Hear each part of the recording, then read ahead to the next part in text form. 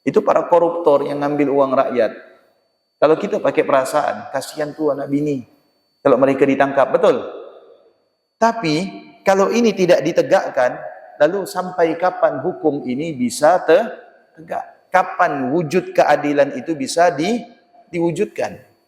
Ya, kalau keadilan itu tidak ditegakkan. Oh, seorang polisi nangkap buronan, seorang polisi nangkap gembong penjarat, lalu kita bilang, lepaskanlah Pak Polisi. Bagaimana enggak Pak Polisi kalau di posisi dia ditangkap, kasihan anak bini kan? Ini kalau dipakai semua, ya apa yang terjadi? Alamat, ya kejahatan itu tidak akan berkurang. Keadilan itu tidak akan bisa ditegakkan. Keliru kita.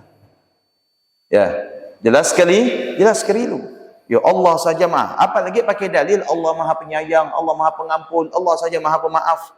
Kalau ini dipakaikan dalil ini untuk apa? Mengampuni setiap kesalahan, memaklumi setiap kekeliruan, sampai kapan keadilan itu bisa ditegakkan? Kasihan yang jaga lapas, lapasnya kosong.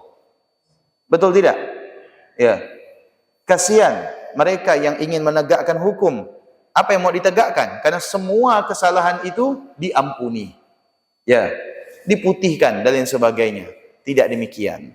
Ya, kalau kita melihat ada tindakan, keputusan yang tidak baik, kita kembalikan kepada Allah.